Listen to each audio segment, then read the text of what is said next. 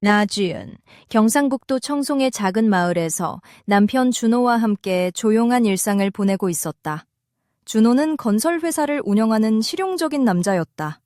하루 종일 회의에 전화, 출장으로 바빴고 집은 그저 잠만 자는 곳일 뿐이었다. 나는 집안일을 하고 마을 친구들과 가끔 만나는 평범한 주부였다. 어느 날 친구 수진과 카페에서 차를 마시며 수진이 갑자기 말했다. 지은아, 심심하면 큰 개 한 마리 키워봐. 인생이 달라질걸? 그 말이 이상했지만 마음에 깊이 남았다. 일주일 뒤 검은 털과 황금빛 눈을 가진 거대한 독일 셰퍼드 마루가 우리 집에 왔다. 첫날 밤 거실 바닥에 앉아 마루의 따뜻한 숨결과 근육질 가슴에 손을 얹고 있을 때 준호의 무관심한 시선 대신 마루가 나를 뚫어져라 쳐다보는 게 느껴졌다.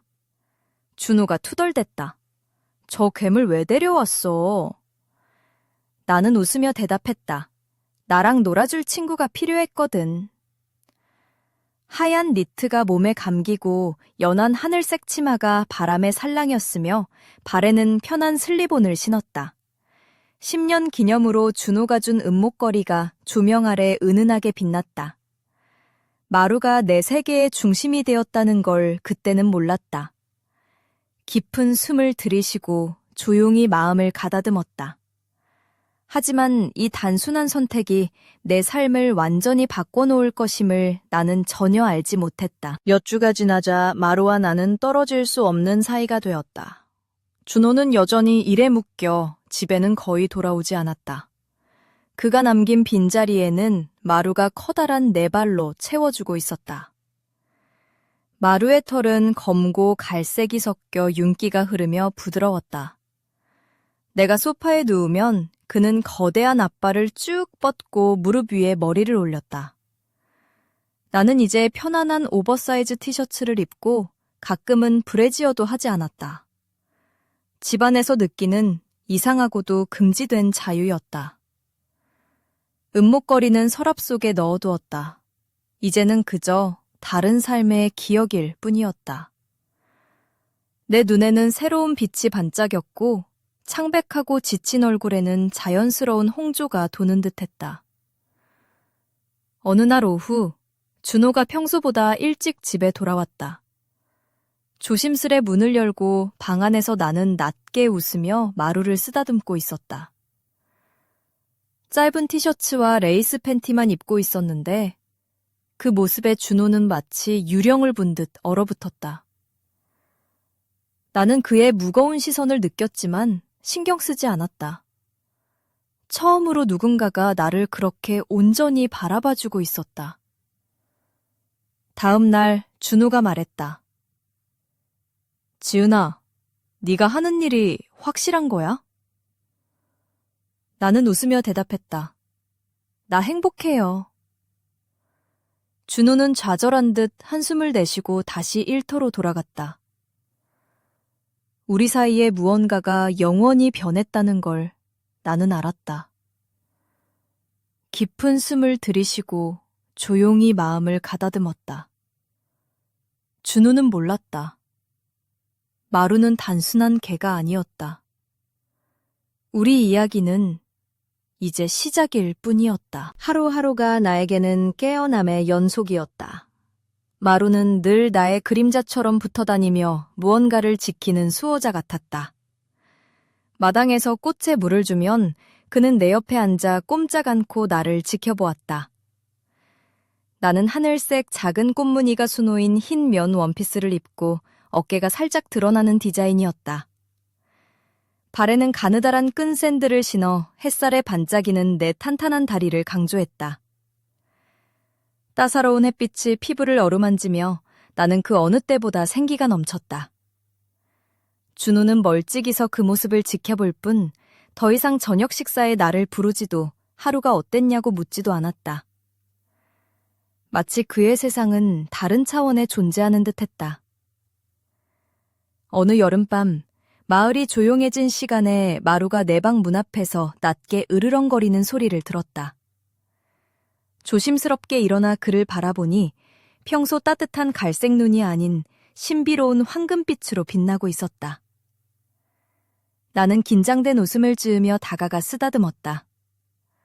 검은 끝나시와 몸에 딱 맞는 짧은 가죽 치마를 입고 있었는데 마루는 귀를 쫑긋 세웠다. 내 목에 걸린 은목걸이는 그 어느 때보다 무겁게 느껴졌다. 마치 이상한 에너지를 흡수한 듯했다. 그날 밤 설명할 수 없는 두려움과 욕망이 뒤섞인 감정을 느꼈다. 마루는 단순한 개가 아니라 내 가장 깊은 비밀이자 소중한 존재였다. 다음 날 준호가 다시 대화를 시도했다. 지은아, 이러면 안 돼. 집이 개장을 할 곳은 아니야. 나는 미소 지으며 대답했다. 이 집은 나에게 성역이에요. 그가 무언가 말하려 했지만 눈빛에 섞인 분노와 혼란이 모든 말을 삼켰다. 깊은 숨을 들이쉬고 조용히 마음을 가다듬었다. 준호는 몰랐다. 내가 마루에게 느끼는 감정은 이성을 초월했고 이 감정이 모든 것을 영원히 바꿔놓을 것임을. 시간이 흐르면서 우리 집은 조용한 무대가 되어 작은 비밀들과 은밀한 시선들이 교차했다. 나는 지은 이제는 순응하던 주부의 옷차림을 벗어던지고 어깨가 살짝 드러나는 루즈한 니트와 레이스 브라가 살짝 비치는 옷을 입었다. 준호가 없는 틈을 타 얇은 스타킹과 굽 높은 힐을 신고 집안을 걷는 나를 마루가 늘 곁에서 지켜보았다. 어느 비 오는 오후, 나는 마루와 함께 청송 근처 작은 숲길을 걸었다. 잿빛 하늘 아래 허리까지 잘록하게 들어간 붉은 트렌치 코트가 그의 검은 털과 묘하게 대비되었다. 마루는 내 옆에서 당당하고 경계심 어린 모습으로 걸었다. 숲길을 걷다 오래된 이끼 낀 돌벤치에 앉아 마루의 부드러운 털을 쓰다듬자 이상하게도 가슴속 깊은 곳에서 따뜻함이 밀려왔다. 넌 진짜 내 최고의 친구야, 마루. 숨죽여 속삭였다. 그날 밤 준호가 또다시 대화를 시도했다. 지은아, 걔랑 나중에 누굴 더 챙기냐? 나는 장난스럽고도 슬픈 미소를 지으며 대답했다. 아마도 마루겠지. 넌 항상 일만 하니까. 말끝에 깔린 애잔함이 내 목소리에 묻어났다. 나는 부드러운 청색 실크 파자마를 입었고 마루는 내 발밑에 누워 무언가를 숨기듯 조용했다.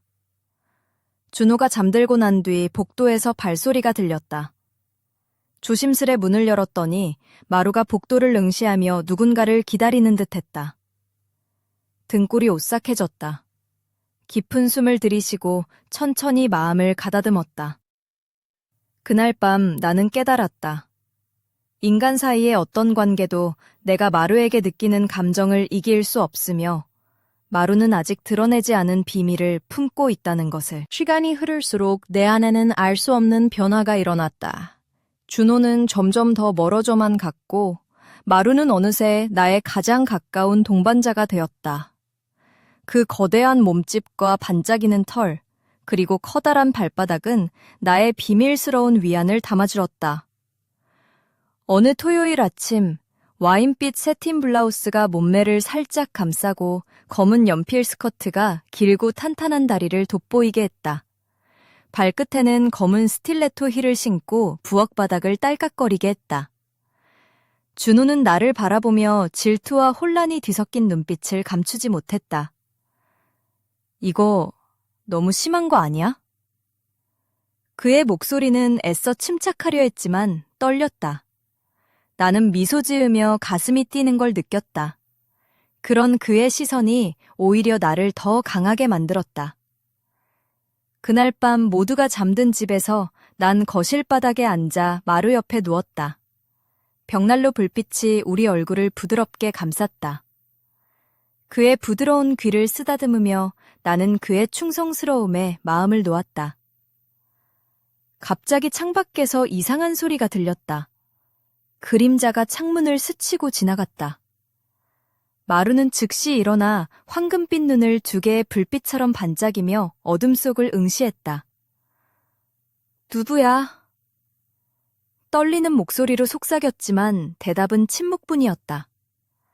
붉은색 몸에 딱 달라붙은 드레스, 허벅지가 살짝 보이는 트임, 그리고 물결치는 갈색 머리칼이 어깨 위로 흘러내렸다. 마루는 내 그런 과감한 모습까지도 아는 듯 귀를 쫑긋 세웠다. 준호는 당황했고 나는 신경 쓰지 않았다. 우리의 세계는 이미 둘로 나뉘어 있었다. 그와 나, 그리고 마루. 깊은 숨을 들이쉬고 마음을 다잡았다. 준호는 몰랐다. 그 밤이 끝이자 시작이었고 마루와 나 사이의 비밀이 폭발하기 직전임을. 다음 날 아침, 집안은 마치 전쟁터처럼 고요하고 무거운 공기가 감돌았다. 준호는 나를 피했고 눈빛은 흐릿하고 목소리는 낮았다. 나는 지은 크림색 실크 블라우스를 입고 부드러운 피부 위로 살며시 흘러내리게 했다. 검은색 미디 스커트가 내 곡선을 따라 몸매를 살려주고 중간굽에 세련된 구두로 하루를 맞이할 준비를 마쳤다. 목에는 오래된 은목걸이가 다시 빛나며 새로운 의미를 가진 부적처럼 느껴졌다. 마루는 변함없이 나를 따라다니며 그의 깊은 갈색 눈동자가 내 생각을 읽는 듯했다. 점심시간 무거운 침묵을 깨고 준호가 말했다. 지은아, 우리 얘기 좀 해야 해. 이대로는 안 돼. 나는 미소를 지으며 신비롭게 대답했다. 준호야, 네가 모르는 일이 일어나고 있어. 나도 지금 알아가고 있어. 그가 일을 나간 뒤 나는 창문과 문을 모두 닫아 우리만의 성역을 만들었다. 부드러운 니트와 짙은 남색 짧은 치마를 입고 마루는 내 옆에 몸을 눕혔다. 마을이 잠든 밤 복도에서 속삭이는 소리가 들렸다. 조심스레 일어나 보니 마루가 방문을 응시하며 무언가를 기다리고 있었다. 등골이 오싹해졌다. 누구야? 떨리는 목소리로 물었지만 대답은 없었다. 깊은 숨을 들이쉬고 마음을 가다듬었다. 그 순간 다가올 일들이 모든 것을 바꿀 것임을 직감했다. 그리고 마루가 단순한 개가 아니라는 사실도. 나는 준비되어 있었다. 그러나 준호는 결코 이해하지 못할 것이다. 준호와 나 사이에는 묘한 침묵이 감돌았다. 그는 더 이상 대화를 시도하지 않았고 내 눈을 피했다. 나는 지은 검은색 몸에 착 감기는 원피스를 입고 은근한 쇄골과 길게 뻗은 다리를 드러냈다. 얇은 스타킹과 높게 굽은 하이힐이 나를 더욱 당당하게 만들어주었다. 마루는 나의 그림자처럼 따라다니며 세상과 맞서는 나의 방패가 되어주었다. 어느 비오는 밤 나는 마루와 함께 마을을 걸었다.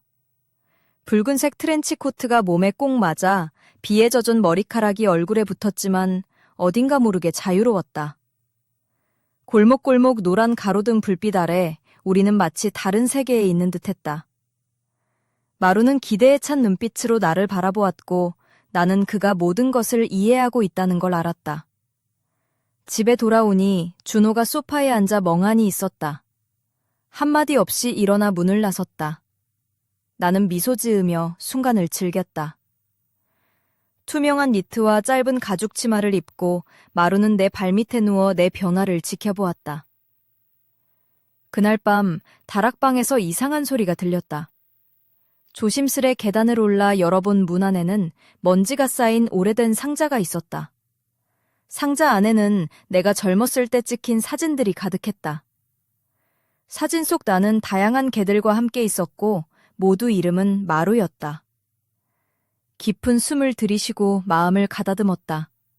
그제야 깨달았다. 마루는 단순한 개가 아니라 나의 일부였으며 시간과 연결된 비밀이었다. 내가 어떤 대가를 치르더라도 마주해야 할 운명이었다. 다락방에 놓인 상자는 먼지로 덮여 있었지만 그 안의 사진들은 놀라울 정도로 선명했다. 나는 나, 지은, 낡은 마루와 함께 찍힌 사진들을 조용히 넘겼다. 낡은 나무바닥에 앉아 따뜻한 담요를 몸에 감싸고 청바지를 입었다. 사진 중 하나에서 나는 젊고 밝게 웃으며 독일 셰퍼드와 함께 있었다. 그 순간 등골이 오싹해졌다. 마치 과거가 나에게 말을 걸고 있었다. 복도에서 발걸음 소리가 들리자 마루가 즉시 일어나 귀를 쫑긋 세우며 낮게 으르렁거렸다. 나는 긴 니트 드레스와 가벼운 가디건을 입고 살며시 열린 창문 사이로 스며드는 찬바람을 느꼈다. 준호가 다락방에 들어와 얼굴에는 피곤함과 걱정이 가득했다. 지은아, 여긴 왜... 그의 목소리는 긴장으로 떨렸다. 답을 찾고 있어요. 나는 사진에서 눈을 떼지 않고 말했다. 그는 믿기지 않는 듯 고개를 저으며 조용히 나갔다. 그날 밤 바람이 집을 감싸고 나는 과거의 무게를 느꼈다. 마루가 내 옆에 누워 따뜻한 숨결을 내뿜었다. 진한 남색 세틴 드레스가 부드럽게 몸을 감싸고 벽난로 불빛이 은은하게 반짝였다. 깊은 숨을 들이쉬고 마음을 가다듬었다. 과거가 숨기고 있던 것은 어둠이었다. 그리고 나는 곧 알게 될 것이다. 마루가 단순한 개가 아니라 모든 진실을 푸는 열쇠라는 것을. 다음 날 아침, 집안 공기는 무겁고 비밀로 가득 차 있었다. 나는 지은 순백의 린넨 셔츠와 가벼운 소재의 바지를 입고 있었다. 발에는 심플한 샌들을 신고 내면의 폭풍과는 달리 차분한 모습을 유지하려 했었다. 준호는 나를 계속 피했고 우리 사이의 거리는 점점 더 벌어졌다. 그는 내가 변해가는 걸 이해하지 못했다. 나는 오히려 더 강해지고 있었다. 어느 저녁 해가 지고 산등성이 너머로 붉은 노을이 퍼질 때 마루가 마당에서 그림자와 맞서 싸우고 있었다. 그의 털은 곤두섰고 황금빛 눈동자가 어둠 속에서 빛났다. 나는 붉은 실크 블라우스와 몸에 딱 맞는 검은 스커트를 입고 곡선을 드러냈다. 마루가 잠시 나를 바라보는 눈빛에는 무언가 전하고 싶은 메시지가 담겨 있었다. 그날 밤 준호가 마지막으로 나를 불러세웠다. 지은, 이건 살면서 겪는 일이 아니야. 너 아니면 걔, 둘 중 하나를 선택해. 나는 차갑고 단호한 미소를 지으며 대답했다. 나는 이미 선택했어. 그는 문을 박차고 나가며 우리 사이에 남긴 것은 깊은 공허뿐이었다. 깊은 숨을 들이쉬고 마음을 가다듬었다. 다가올 일은 피할 수 없었다. 마루, 그 비밀, 그리고 우리 사이에 흐르는 연결고리. 모든 것이 폭발 직전이었다. 어쩌면 이것이 내 진짜 운명의 시작일지도 몰랐다. 그날 밤은 끝이자 시작이었다. 청송의 고요한 집안. 나는 몸에 딱 달라붙는 검은 벨벳 원피스를 입었다. 허벅지가 살짝 드러나는 트임이 있어 상상력을 자극했고 하이힐 굽이 나무바닥을 딸깍거리며 울렸다. 마루는 내 옆에 듬직하게 앉아 있었고 황금빛 눈은 어둠 속에서 두 개의 등불처럼 반짝였다. 갑자기 마당에서 이상한 소리가 들렸다. 조심스레 문을 열었더니 후드가 뒤집힌 그림자가 밤속으로 사라졌다. 그 자리에 오래된 목줄 하나가 떨어져 있었다. 마루라고 이름이 새겨진 목줄이었다. 가슴이 뛰었고 마루는 으르렁거리며 그림자를 쫓으려 했다. 며칠 후 마을에는 이상한 소문이 돌기 시작했다. 사람들이 하나둘씩 사라지고 밤마다 낯선 지침 소리가 들렸으며 집 앞에는 뼈다귀기가 놓여 있었다. 경찰도 수사를 시작했지만 아무도 이 기묘한 연결고리를 설명하지 못했다. 어느 날 익명의 편지가 도착했다. 작은 유리관 안에는 검은 털 한 올과 함께 마루는 죽지 않았다. 그가 널 기다리고 있다. 라는 메시지가 적혀 있었다. 나는 두터운 울 코트를 걸치고 목에 붉은 스카프를 두르며 다짐했다. 내 이야기는 이제 시작이었다. 깊은 숨을 들이쉬고 마음을 가다듬었다. 마루의 미스터리는 계속되었다. 그리고 나는 알았다. 진실을 찾기 위해서는 상상도 못할 어둠과 마주해야 한다는 것을. 진짜 이야기는 지금부터였다.